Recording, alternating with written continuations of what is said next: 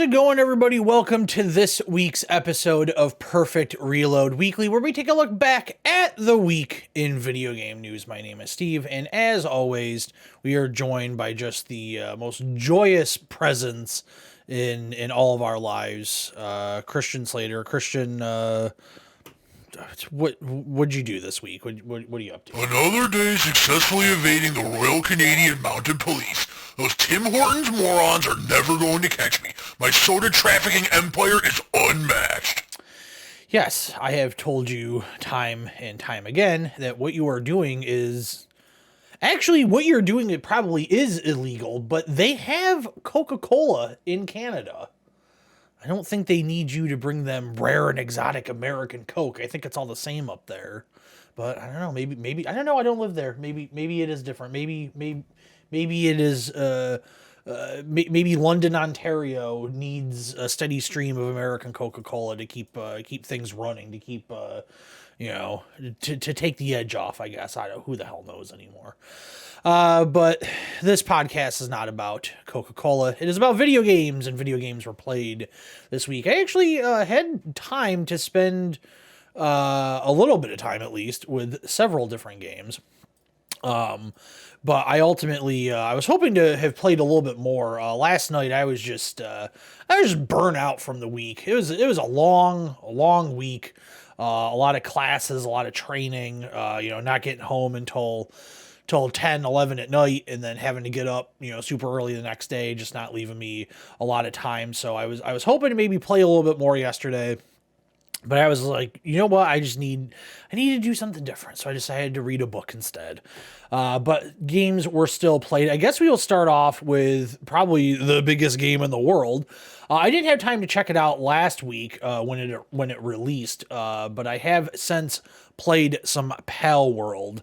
I oddly want to play more, but I am also very acutely aware that this is not my kind of game. I don't think it's bad by any stretch. It's just, I'm not a big fan of survival and crafting and all that stuff. It's just not for me. Base building and all that type of stuff. It's just not something I really enjoy in a game. But I see what the draw is. I see what the appeal of Palworld is. 100%. It's interesting because, I haven't played a ton of those survival games because when they first started kind of coming out and getting real big, I played a couple of them and I was like, this just isn't for me. So I haven't kept up. So I'm not sure what the advancements have been and all that kind of stuff. But I was kind of surprised that I was getting a little into it. I still was like, oh God, this is annoying. My weapons are breaking. I have to go find these stupid resources. I'm just standing here for 30 seconds at a time, punching rocks or using a pickaxe to break open rocks or, whatever it was. And I was just like, I'd rather be doing something else. Like, let me get going with this game. Let's get some combat going. Let's start capturing these pals and doing all that stuff. It's a slow start. That game is a really slow burn, but I also understand that they need time to teach you their mechanics. They need time to introduce you into how this game is going to work and all that. So I enjoyed my time spent with it, and I will play more of it, but I have to imagine I'm probably not going to play that much more of it. There's just other stuff out that I would rather spend my time with, but I don't think it's a bad game. I know that there's been some people who are like, oh, this game is trash, blah, blah, blah, blah. And it's just like, is it really trash? Or are you just kind of not a fan of the genre and you just want to be contrarian because it's the biggest thing going right now? Like that's kind of my take on that. I think that, there's obviously a lot of controversy surrounding the game. I'm not super well educated enough in this stuff to really speak to that. There's been accusations of them stealing assets from Pokemon games and kind of just redoing the art or even maybe possibly tracing over art, whatever it may be. I'll be honest, I haven't kept up with Pokemon since Silver. I played some of the more recent ones. Like I played like X or why or whatever, but I mean, I didn't finish it and I barely remember my time with it. The last one I actually played to completion, I think, was Silver. So I don't really know what modern Pokemon look like. Like every once in a while I'm exposed to them just through looking at video game news and, there's a story about Pokemon, but I don't play those games anymore. Not because I don't like them. I just don't have time to devote energy and effort to RPGs, unfortunately, which is sad. I wish I did, because I was never a massive fan of the RPG genre, but I still like to play them from time to time. So I don't know if these Pokemon really are being ripped off or not, because I don't know what modern Pokemon really look like. I will say that there is a pal that appears in a lot of the trailers that to me looked like it's one of the Gen 1 Pokemons, the ones that I actually know. Is like Electabuzz, something like that. It was like a big electric cat. Like, I was like, okay, that looks pretty similar. That looks pretty similar. But I guess there's some evidence floating around on the internet, an X, of some comparisons, and I don't know, maybe they will get hit with a lawsuit. Nintendo is an incredibly litigious company that has no problem suing the shit out of anybody and anyone. So I don't know, maybe they have a case, maybe they don't. I think it's silly. I think the more damning thing is that they were actually like stealing assets and stuff like that. That's a problem. But this whole thing of nobody can make a game where you capture monsters to do your bidding and battle with them, besides Nintendo and Game Freak, is such a joke. Like, that's ridiculous. They don't own the right to that style of game. There have been plenty of games over the years that had similar mechanics. They can't, people, fans or video game players or whoever that are online, it's like, oh, they're just stealing the mechanics of Pokemon and the concept of Pokemon. No, you can't own that. That just doesn't, that's not a thing. You can't own a style of game, unless you're apparently was it Monolith that trademarked or copyrighted the Nemesis system. But even still, that's just a mechanic in a game. Like, this is like a style, like an RPG monster management, or thing. You can't own a concept like that. I think it'd be nice to have a little bit of competition for Pokemon. They should have competition. When was Pokemon is always popular, but when was Pokemon like super relevant? Right? Like, when was Pokemon like at the height of like what people were really talking about in video games?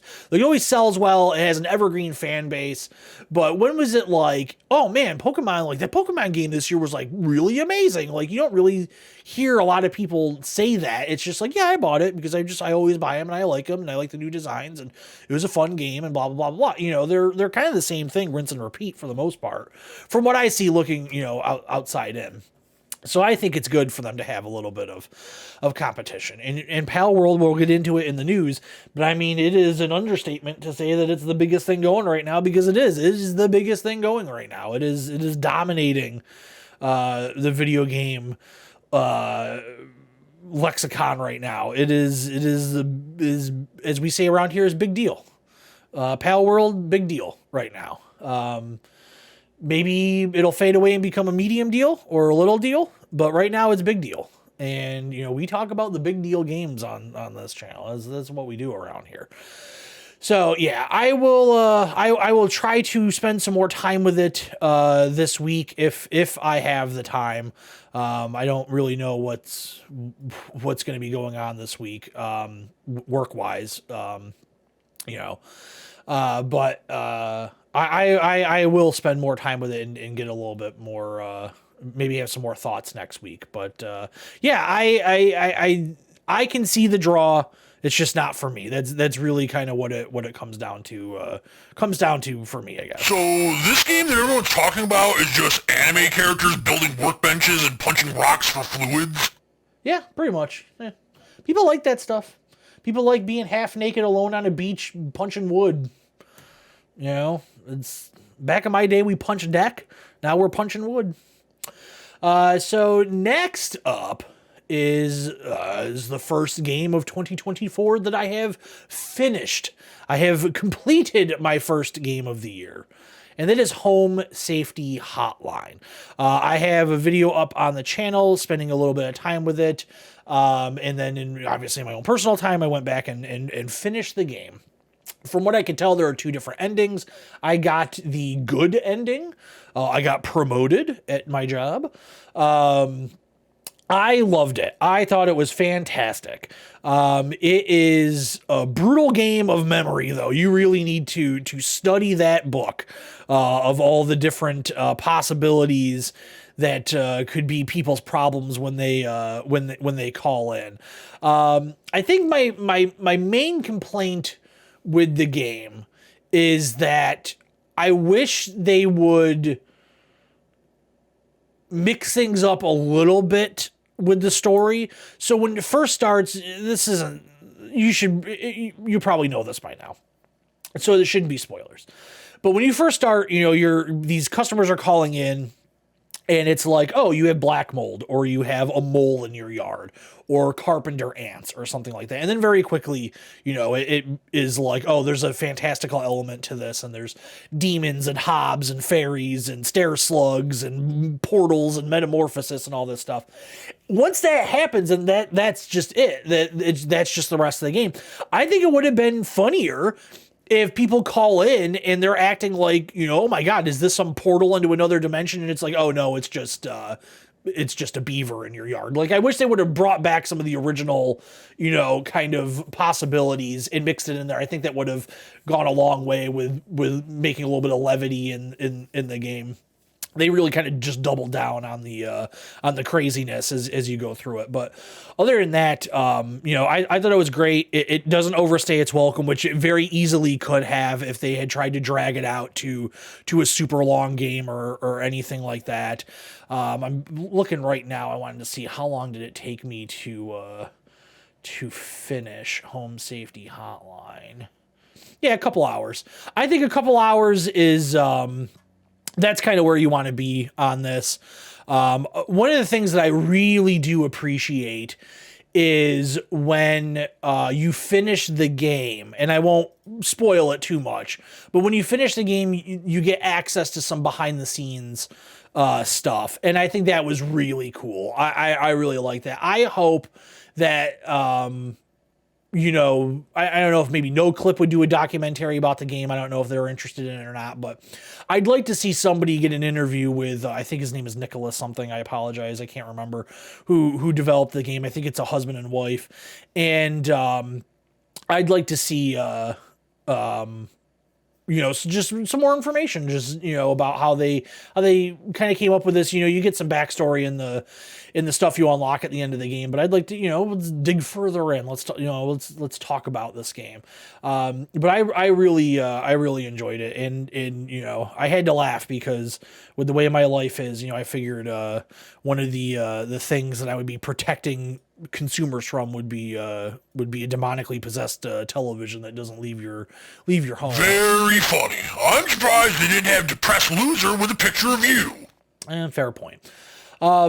But yeah, Home Safety Hotline, I think that it's going to be one of those games where, because it released so early in the year, it could theoretically, depending on how the rest of this year shapes out with releases, it could get lost in the shuffle a little bit. But I think it's a game that's going to kind of stick with me just because it really is kind of like a little bit more my sense of humor, a little bit more things that I find interesting. I like kind of bizarre. I guess the term they're using is analog horror. My relationship with horror is gotten so weird over the years where, when I was growing up, I watched horror movies just like nonstop. And then I just kind of stopped. And it was because I just got really bored with the genre. And I just didn't really think anybody was doing anything interesting with it. And, still to this day, like, I love watching old horror movies, but with newer stuff, it's really kind of few and far between of the stuff that really kind of that I get into. I like stuff like, I thought Your Next was really good. Get Out was tremendous. What is it? The House of the Devil, one that has Jocelyn, God, I can't remember her name. She was in Immortality. House of the Devil, I think is what it is. There's been a few along the way. And, I wouldn't necessarily call this a horror game, but it's horror adjacent enough that I think that if this was like if this was a concept for a television show, having this home safety hotline or a movie or whatever, like it would be classified as a horror movie. Actually, something that I have discovered is maybe where I need to turn my attention is not necessarily horror films, but horror books. I was never a horror literature reader, but in my Instagram feed, this woman's channel popped up talking about modern horror books, and I read the description on some of them, and some of these are very cheap on the Kindle store, like $1 a piece. So I ended up purchasing my first horror novel, and I don't know how long. I read a couple back in high school. And I'm like halfway through that book, and it is very enjoyable. It's very quick paced. It's a little cringy, but a lot of horror it kind of is. But I am really enjoying it. Maybe that's going to be my thing now. Maybe I'm going to get into to some horror books, and maybe that'll kind of scratch the itch for the horror need in my life. But yeah, it's to get back on topic. Yeah, Home Safety Hotline. If you have a cursory interest in it, I highly recommend it. It's an affordable game. It's under $20. Couple hours, so the price to length maybe isn't the greatest value there, but I think it's doing something interesting enough. It's well written, it's well executed. It's definitely greater than the sum of its parts, whatever that say. I can never remember these sayings, but I think it's well worth checking out. All right, next up, kind of the games we're talking about, aside from Palworld, because Home Safety Hotline was one of them too. A lot of the stuff over the past 6 months or so that we checked out during some of those Steam Next Fest events, the full games of release. Home Safety Hotline we checked out during one of the Steam Next Fest events, and then this next game was, I believe, the next two games I'm going to talk about, I believe, are in the last video that I put up on the channel, checking out some of those demos, and we're going to start with Go Mecha Ball. Go Mecha Ball is a twin-stick shooter. You can turn into a ball and roll around in environments. It's like isometric environment. There's kind of some layers, some ramps, and half pipes, and ways to kind of traverse the environment. Kind of like an arena shooter. Like you're never outside the confines of this arena, but there are layers to the arena.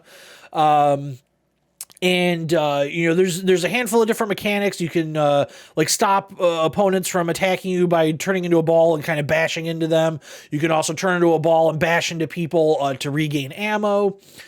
Different weapons you can select and pick up, and it's just a lot of fun. It's a really well-playing game, and it came out, and I was actually kind of surprised it came out on Game Pass.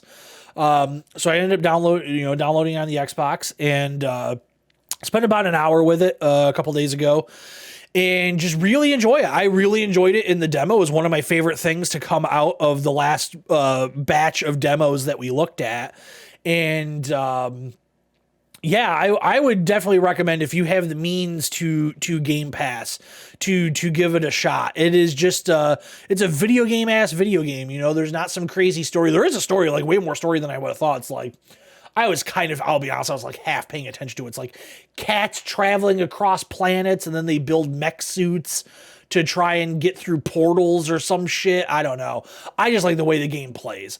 I like the way it looks. It's got a nice art style to it. It's very smooth. It's very responsive. It's just fun. There's not much more to say beyond that. It is just a fun game to play, and especially being on Game Pass, I'm hoping that it gets it out to kind of a wider audience. It doesn't have some crazy marketing or advertising budget behind it, so I'm hoping that it's just kind of word of mouth. People kind of pick it up along the way and start checking it out. But yeah, I am really, really enjoying it, and I think that it's one of those things where if you're looking for new, interesting things to play, really keep an eye on that Steam Next Fest stuff when it happens. And I know Microsoft does like a similar event, but really, with the Steam stuff, you're getting a mix of games that are just about to come out, because these games have all come out within 6-7 months of us covering them on the channel. And then then, you get your full release or early access or whatever it's going to be. But at least like a playable, lengthy thing. And I have found so many interesting games for that Steam Next Fest, and I highly recommend. There are people just doing the Lord's work on Reddit when those Next Fest things come out, where these people are just downloading 75 of these demos and playing them and writing up reviews. And you can kind of just go through and kind of be like, oh, that sounds interesting. That looks good. That looks good. And just kind of curate a list and then just go and download them and have yourself a good time. What I ended up doing, obviously I'm filming them for this, but what I do is, there's some that I download that I don't film.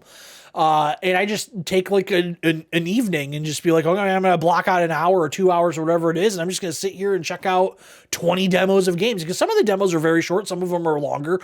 We had demos last year, like the RoboCop demo that was like 3 hours long. You're just playing the game at that point,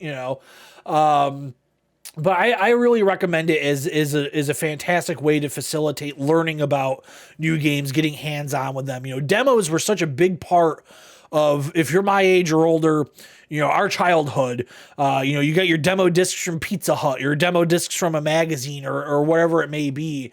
And that was how you found out about games, or at the very least, you could go and rent a game. And rentals are just not really an option anymore. And demos for the longest time kind of dried up. And Steam's Next Fest and Xbox's, forgive me, I can't remember the name of their thing, which they only do maybe once or twice a year. They've really helped bring it back to get people excited about these games that don't have, like I said, don't have these massive marketing budgets or don't have a huge publisher behind them, getting the word out. They really are relying on these demo events and just kind of word of mouth for people to find out about their games. And I really recommend taking advantage of it. So yeah, Go Mecha Ball, twin stick shooter, very fast pace. You're rolling around the environments, just a lot of fun. Definitely recommend it. And then next up, yet another game we found through one of those demo events, Lil Guardsman. And we are going to have a video of Lil Guardsman up, I believe tomorrow. Yes, tomorrow on Tuesday. We are going to have a video taking a look at Lil Guardsman. We played through a chunk of it, the demo when it came out, and then in my personal time, just so we're not kind of rehashing some of the demo stuff, I've played a little bit into the game, and we'll be picking up where I left off for that video that you're going to see tomorrow.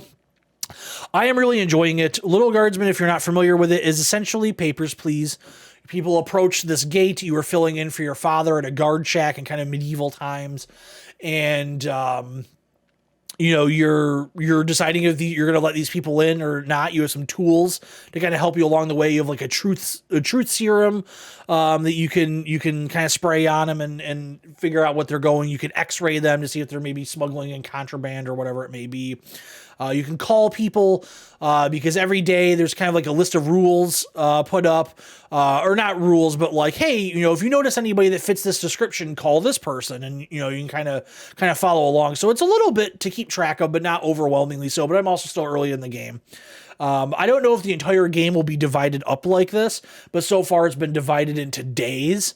So when we pick up, when you watch the video tomorrow, we're in day 2, because I figured day 1 we'll get kind of a lot of the story stuff out of the way, so it's not super spoiling the beginning of the game, and also get some of that tutorialization out of the way. And I don't know if the whole game will be divided into days or not, because they kind of they get into some time travel stuff in there, which I'll discuss in greater detail in the video. But I am really enjoying it so far. I loved Papers, Please when it came out. I was obsessed with that game. I thought it was such a cool concept, and this is a very like cute, adorable. The art style in this is fantastic, very cartoony. I really, really like it. And I won't spend too much time talking about it because like I said, the video is going to be out. and we'll get into it in greater detail. But yeah, I definitely recommend it. I don't know if that demo is still available. Some of those Steam Next Fest demos disappear, but if the demo is still available, I recommend checking it out.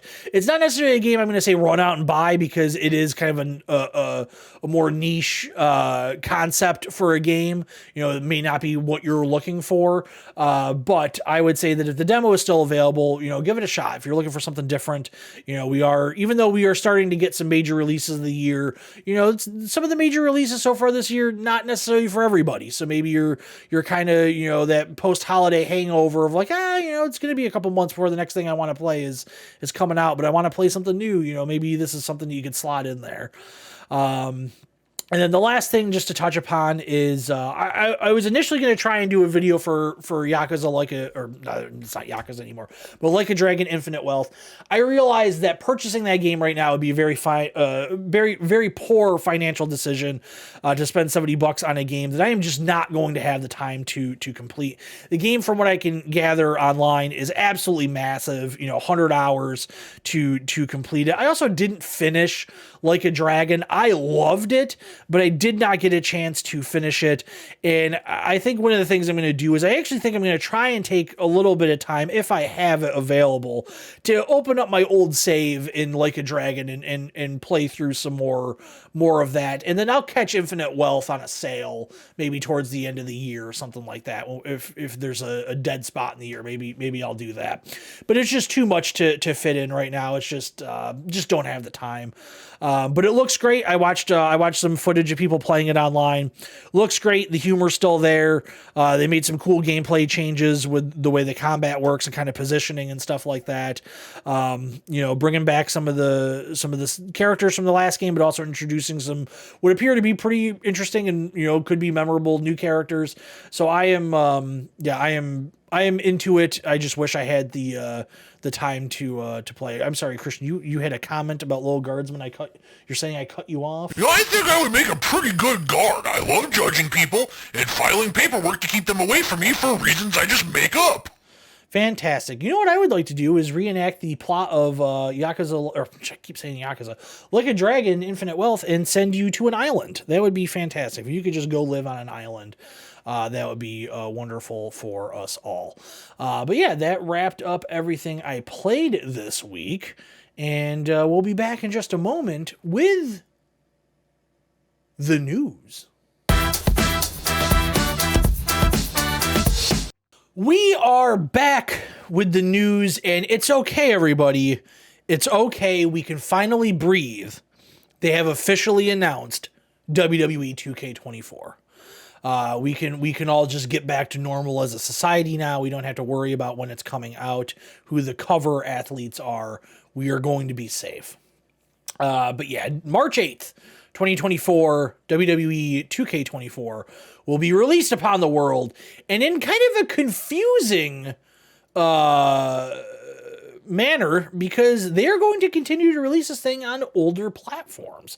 So it'll be out on PS5, PS4, Xbox Series X and S, Xbox One, and then PC. I am really surprised that they are staying with the PlayStation 4 and the Xbox One, which leads me to believe that their numbers show that the 2K23 sales on those platforms were still very, very strong, and that they maybe need to do another year of support on those systems, which kind of sucks, because you'd like to see them move on so they can maybe do some more work with the graphics.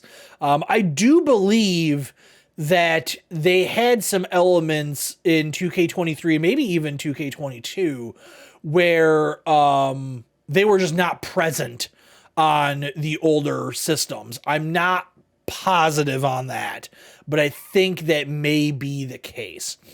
But here's some details about the game. They hyped up a lot about the cover athletes. On the regular version of the game, you'll get Cody Rhodes. On the deluxe version, you get Rhea Ripley and Bianca Belair. And then the super duper 40 Years of WrestleMania edition, it is just a collage of wrestlers. The one thing that I'm kind of disappointed about is they're still doing this like $150 version of the game, which is whatever. I've purchased their $150 version of the game before, but you used to get some really interesting stuff with it. The year that I did it was the Ric Flair edition, where you got not only, the game and all the DLC and all the bells and whistles with that, but you got an exclusive pop of Ric Flair. And that pop is worth something like $100, I think, at least on eBay these days. So, it held some value. And then they also cut up some of his robes and gave you this nice, in glass display piece of Ric Flair's robe. And I thought that was interesting. Then you also got a replica of a WWE Hall of Fame ring. And it was just a nice package. And it was okay, yeah, $60 for the game. And then another, 80 on top of that, or 70 on top of that, or whatever. And you get a cut up piece of his robe, which would be worth some money. You get this pop, which is, even if you're just going off retail of a pop is $15, whatever. You're getting all the DLC, all this stuff. It's not a bad package, but they've stripped away all those physical, goodies that you used to get. And now it's just all digital stuff. And a lot of it is for their blind box, mode. What is it? It's not My Rise. It's, My Faction. You get stuff for that, which I just don't care about. But they are touting new match types for the first time in a long time. They are bringing back an ambulance match and a special guest referee match, as well as there's something else. Let me see. They're bringing back the casket match and a gauntlet match. So casket match has been gone for quite some time now, so that'll actually be fun. I remember back in the PS1 and PS2 era having the casket matches and those always being a good time. You're going to be able to have 8 players online in the 30 superstar matches like the Royal Rumble. I think that might be new. I'm not positive. And then, of course, they're bringing back all the regular game modes that have been in there for quite some time. The 2K Showcase, which is kind of their hybrid documentary video game mode, which when they promote it in the trailer for the game is horrifying. Because they use some deep fake stuff for Stone Cold Steve Austin and Hulk Hogan, who, by the way, are still alive. They could have just de-aged them, filmed them and de-aged them if they really wanted to do it. So that was terrifying to say the least. But the rumor going around for the showcase mode was that it was going to be the career of Bray Wyatt. Bray Wyatt, a very beloved WWE wrestler and just beloved wrestling personality as a whole, passed away very suddenly at a very young age due to an illness. And that was one that really hurt for me personally, because I was a very big fan of his. But they are not doing that. Instead, they are doing the 40 years of WrestleMania, which it might be tough to put in that Bray Wyatt thing because that's a really somber thing and it's a little too fresh. He passed away last year. Maybe in a couple years, we could do that or something like that when the family has had time to kind of grieve and all that. But the write-up for the 40 years of WrestleMania, let's see here. Oh, I don't want to read this whole thing because it's a lot of just words to hype things up. Hulk Hogan slamming Andre the Giant to Mr. WrestleMania, Shawn Michaels and The Undertaker putting on matches for the ages, many more. They've all cemented Hall of Fame legacies. Let's see here. The WWE 2K Showcase puts players in control, playing through the most iconic moments in WrestleMania history as 2K's distinctive slingshot technology seamlessly morphs gameplay to live action footage and back again for the most immersive WrestleMania video game experience to date. They've done one for Rey Mysterio, they've done one for John Cena, and that's kind of been their hybrid documentary style. Before it was just all gameplay. I always enjoy going through that mode. It's how you unlock a lot of the stuff in the game. Looks like there's going to be over 200 wrestlers in the game, a mix of legends and current day stars. They're talking about gameplay upgrades, super finishers, a trading blows minigame, top rope dive onto a group of opponents outside the ring. That'll actually be kind of cool. Double title matches, new paybacks, and more. New weapons, including trash cans, guitars, and microphones. The ability to throw weapons, which allow players to bring the pain. And they're also putting in 7 real WWE referees, which is kind of nice because they never did anything with the referees. There was always generic referees in the game. But the one thing that was always kind of a shame was they would blur their faces out in the video so they wouldn't have to pay them. Which I understand, you only have so much money in the budget, but it's nice to see the actual referees get into the game. Bringing back the My GM mode, they're going to have a whole bunch of new stuff, new match types, more drama. I'm sorry, more dramas with a capital D. I don't play much My GM, maybe dramas with a capital D as a mechanic. Talent scouts, trading superstars, contract management. The My Faction stuff I don't care about, so I don't give a shit. My Rise, which is their story mode, which is always horribly acted, but sometimes in a very funny way. They're going to have the Undisputed storyline and the Unleashed storyline. They'll be men and women's respectively. It puts you in control of custom-created superstars looking to make a name for themselves and cement their legacies in WWE history, featuring the talents of Roman Reigns, Cody Rhodes, Mick Foley, and others performing voiceover for the first time. Universe mode, which is their kind of sandbox mode, is going to have new events happening and new creation suite stuff. They are bringing back create a sign, create a referee, new parts and animations to design your wrestlers, GMs, arenas, entrances, movesets, championships, and more. So yeah, a lot of information to take in. I thought ever since they went on their year hiatus and then delayed the release of WWE 2K22, those games have been pretty damn solid.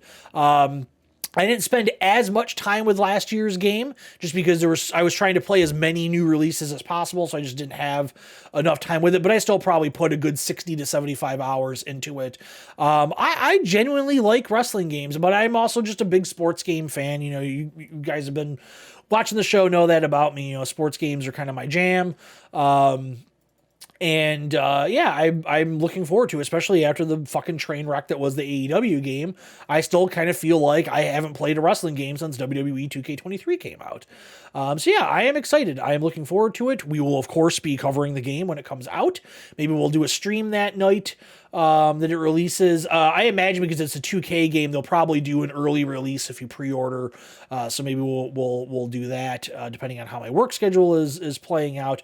Maybe we can stream some of that. But the very regardless will be coverage of it of some sort because it is an anticipated title, and I am looking forward to it. Christian, you're a wrestling fan. The day that we are recording this, it's Royal Rumble tonight. My favorite wrestling event of the entire year, the Royal Rumble is tonight. You gotta get excited, man. You excited? Excited for some wrestling games? You excited to do some grappling? Oh, yay. Another year of $70 squeezing simulators. I do love my squeezing simulators. All right, speaking of squeezing, we have some FMV news. The genre that tortures me, but I love it so. So Sam Barlow was out promoting the release of Immortality on the PlayStation 5 along with Manel Gage over at Kinda Funny, and before they went and did a playthrough, or not a full playthrough, but they played the game alongside Greg Miller, which I highly recommend if you're an Immortality fan like I am, an Immortality super fan. Watch that stream because they get into some cool behind the scenes stuff that I hadn't heard before, and that was very cool. But Blessing Adeoye Jr. had Sam Barlow on for their just regular podcast and talked about some new games that he is working on. They got teased. They have their wish list pages up on Steam. If you're not familiar with Sam Barlow, he originally was kind of known for working on some Silent Hill games, Silent Hill Origins and Shattered Memories specifically. And then he went in and did a massive indie hit with Her Story, which is a tremendous game. It really pushed the FMV genre forward in a big way. He followed that up with Telling Lies, which I have only played a little bit. I did not finish it. I would very much like to. And then in 2023, he did Immortality, which was our game of the year here at the channel that year, and also probably the most recent of games, aside from, I guess, Spider-Man 2, just because I kind of lump it in with the other Spider-Man game, to make probably my all-time favorite game list. Like, if I had to sit down and make a top 10 all-time favorite game list, I think Immortality would probably be on it. I absolutely loved it. And so he is out talking about the new games he is working on. He's talking about Project C and Project D. Project C Here's the quote. One of them is in the tradition of Immortality, building on some of that tech, but going in a cool direction, which leads me to believe it's going to be an FMV-style game. I think you look at the Steam tags, you can see that it's horror, sci-fi horror, and it's a very cool premise. It might be like the chunkiest mechanic we've come up with within this kind of non-linear space. It's a cool little puzzle box. So color me fully erect for that. I am all in on Sam Barlow and FMV stuff. Then he talks about Project D, which he says, and the other, Project D, this is for my old school fans that played Silent Hill Shattered Memories back in the day. This is a third-person survival horror game. But like, take that and then imagine what happens if the Immortality team fuses with a third-person survival horror game. So I think that sounded pretty cool. That's something to look forward to. It's not a lot of information. The wish list pages or the store pages for both projects on Steam have a lot of redacted information throughout them. Apparently, if you added the games to your wish list, it took away some of that redacted information.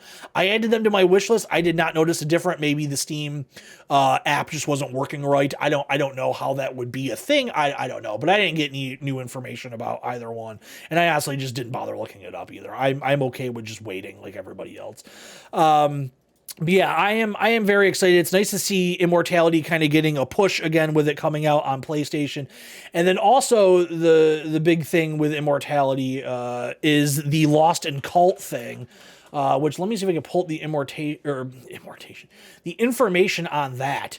It is the Immortality Design Works. So it's a book that's coming out. There's two different versions of this, which you get the normal version and then you get the insane version for people that are nuts.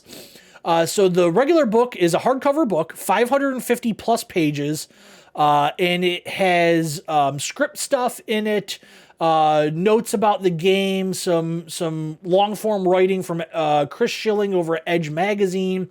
It's an oral history of the game's creation as well as some essays and stuff like that. And then you can get the deluxe edition, which is super limited, only 300 versions, or 300 copies, I'm sorry, which comes in what they're calling an archival box. So you get some really crazy shit with this one. It's funny because when the game first came out, I reached out to Half Mermaid, which is Sam Barlow's company, and I said, "Hey, are you guys going to do any merch for this? I would love full theatrical size posters for the 3 fake movies." And they got back in touch and they said, "Yeah, we didn't anticipate this was going to blow up. We're going to do something." And then, it's been over a year since then. The game came out in September or August. I think it was September of 2023, and we're in January 2024 now. Or I'm sorry, 2022. So it's been some time, and I didn't see anything, so I didn't think anything of it, and I never saw any merch whatsoever, but obviously they were just kind of loading the chamber for this thing. So this is what you get with this deluxe version. This has got to be one of the coolest pieces of video game merchandise I've ever seen in my life. So it comes in this giant box. It looks like the size of like a vinyl box set. So I have I have 2 big box sets on vinyl. I have the Rammstein box set, which is every album up until the last one, and then the Fall Out Boy album, or Fall Out Boy box set, which I think is every album except for the last 2. And they're massive. Like, they're really, really big, and this looks like that. So you also get some of the books are written with thermoreactive ink, which responds to the heat of your hands and has a hidden French folded image in the book. So you have to touch and tear the book apart to reveal everything in it, which sounds insane. You get the 3 movie posters. You get ticket stubs to the movies. You get the actual scripts of the movie with notes written in character by Marissa Marcel in it. Newspaper clipping about the movie. The police report from Minsky production having to be shut down. The soundtrack on cassette. Signed photos by Mano Gage and Ty Molback, who played Marissa and Carl. This thing is ridiculous. And then they are also releasing the soundtrack, not only on that cassette that you get with the deluxe version, but you can buy the soundtrack just by itself on cassette or CD, or if you're a nutcase like me, vinyl. So yeah, this was super cool, to see. I bought it. I am very thankful that they allowed me to do payments because like I was like, this is a lot. But yeah, when this thing comes out, apparently it's going to come out this summer. We will certainly take a look at it. But yeah, if you are a Sam Barlow fan, if you're a fan of Half Mermaid stuff, and you haven't gotten around to playing Immortality, now it is on a new platform for you to go and check out. It's $20. And then if you are a fan like me, you have these 2 new projects to look forward to. I would say that they're probably a ways off, maybe next year or something for Project C. With it being live action, but also at the same time, I imagine that was probably heavily delayed because of the strike. So it may be a 2026 game for all we know, but I am super looking forward to this. It's going to be a good time. I love FMV games. I love what Barlow does with the genre, pushing things forward, and yeah, just very, very excited for it. This game's gonna have butts in it, right? Cause is it really one of these FMV games without rear male nudity? I actually kind of agree with you on that one. You got to have some butts if you're going to have an FMV game. All right, moving on, kind of piggybacking off talking about Palworld before, but yeah, like I said before, Palworld, big deal. It's very big deal to the point where it is the second highest concurrent player record on Steam behind only PUBG. This past Tuesday, the game hit 1.8 million concurrent players, which took over Valve's own Counter-Strike, which had 1.8 and just less for the rest in May of last year. I don't know if it's going to hit PUBG's record. PUBG's record was 3.2 million and change. So that was quite a bit. But yeah, Palworld is just a massive smash hit. I think that what's insane about this is because they've also said that they sold like 5 million copies. Selling 5 million copies it sold 6 million copies in 4 days, which is nuts because it's also on Game Pass. So it's very easy to play that game for just the cost of having a Game Pass subscription. And it still sold over 6 million copies. I mean, it is a runaway success, but we will see how it all plays out. There's a very real possibility of all this just kind of crashing and burning. If some type of lawsuit gets hit with them, they have to shut the game servers down, or if they just run into some server side issues, they ended up having to, apparently the word going around was they had to make a call in the middle of the night to Epic to get them to like give them more server capacity. And those things are very, very expensive. I don't know if this was an accurate quote, but I saw in a clip of a news story about this, somebody saying like, yeah, those are like $100,000 a day. So, I mean, you got to be raking in the cash to keep that going. Yeah, that's nuts. Good for them. You know, it's nice to see a new game, a fresh game, just kind of be this runaway hit. And hopefully it doesn't have a bad ending. Hopefully none of the allegations of them stealing assets are true, and hopefully they can just like enjoy this. But time will tell. I'm sure we will be talking about Palworld again in the future.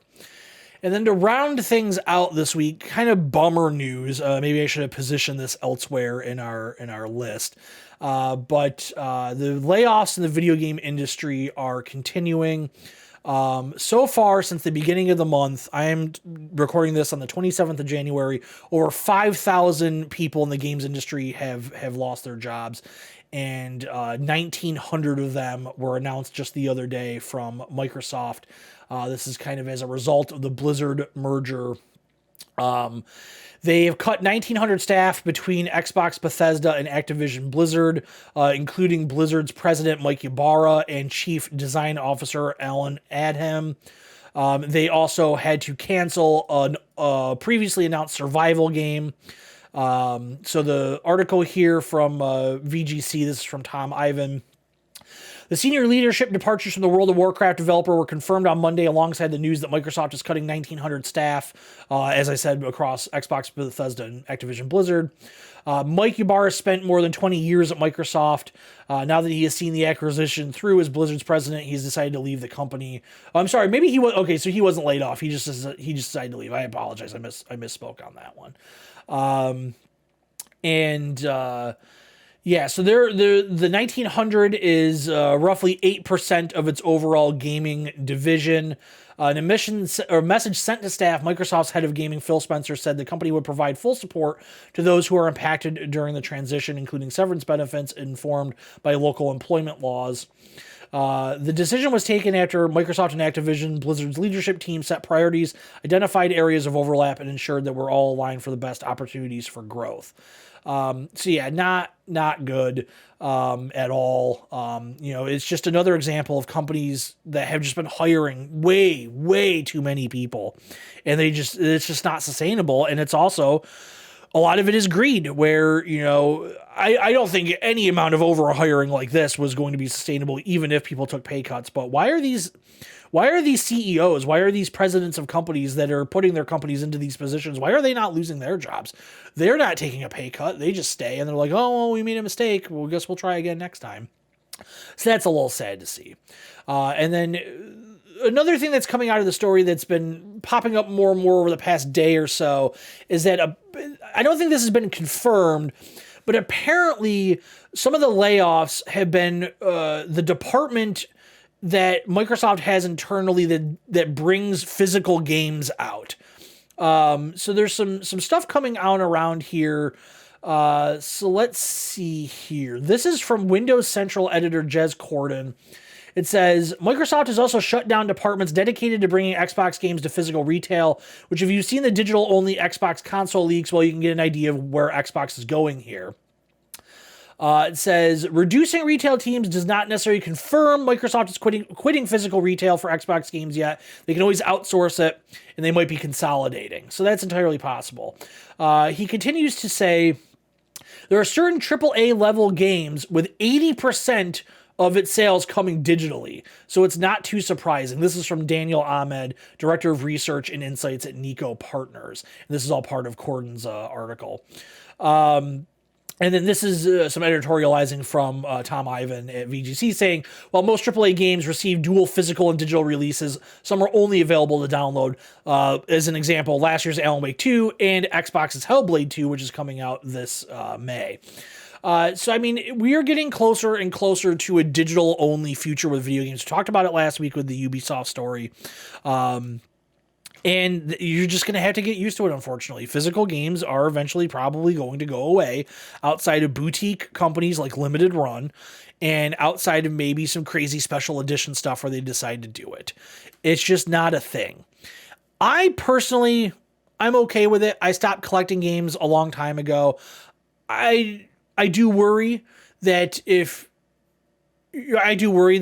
could be things happening where they start, maybe rights issues run out or something like that. I don't know. Contracts run out where they have to pull games from storefronts. We've seen that. Am I going to lose the games that I purchased? That's a very real worry to have during all of this. I don't know. They're going to have to tighten that stuff up. I don't think this is going to happen within the next 5 years. I think it's going to take a lot longer than that for it to happen, especially because you're still seeing, physical movies are hanging on. They're still getting released. While Walmart is checking out, it seems, at some point. Target and Best Buy are out this year. The Amazon's still selling them. You can still get a lot of physical releases directly from some companies. And I believe you could still buy physical media at Target's website and Best Buy's website. I'm not positive. Let me go to Best Buy. What's a recent movie that came out? Oppenheimer would have it. Yeah, so you could still buy physical media on their website. So it might just be, no longer at retail. You just have to get them online, probably produced in lesser quantities, stuff like that. But the big thing that's going to happen is whatever the next systems we get, we need to have like minimum 2 terabyte drives in them. I would say personally, if you're going all digital, 4 terabyte hard drive, I think, is what you're going to have to end up putting in these things, especially with services like Game Pass, where it's very easy to download dozens of games. PlayStation Plus, you can download dozens of games. You're going to have to do it. So it's a tricky thing, but it's a thing that I think we're all just going to kind of have to get used to as time goes on. But that's going to wrap things up for this week's episode. Coming up on the channel this week, we have the Lil Guardsman video tomorrow. And then on Wednesday, the next episode of Full Motion Sickness is coming out. And we are finishing our look at Dom Bluth's well, actually, did Don Bluth, maybe I'm speaking out of turn on this, but his other game that is well known besides Dragon's Lair. We did Dragon's Lair 1 and 2 last time. We were doing Space Ace. Next time, very short game, so it's going to be a short video, but I am very much looking forward to it. I believe there's also a short in the can that is already scheduled to come out later this week as well. But that's probably going to be it for the channel this week. And then last week, big week, we had the new video game Sludge, the new animated video of the fine folks over at the Home Gaming Network. If you didn't get a chance to check that out, please check that out. I hope you enjoy it. Definitely a different kind of thing that I have done with those animated videos in the past, but I enjoyed making it, and I hope people like it. I am already in very early stages of production on the next animated video, no timetable whatsoever for when that's going to come out, but at some point in the next few months you will see it. It's going to be a lot of, again, taking things in a different direction. It's going to take a lot of work to get it done. But I'm excited for that. But yeah, I think that's probably going to wrap things up for me before we get out of here. Christian, did you have anything you wanted to add? So yeah, I need to borrow your truck tonight. I have several crates of product coming in, and I have a lot of barcodes to scratch off, and you're no help. Why do you need to scratch barcodes off? Never mind. No, you cannot have my truck. You don't have legs. You can't drive. Yeah, that's going to do it for me, everybody, and we will see you again real soon.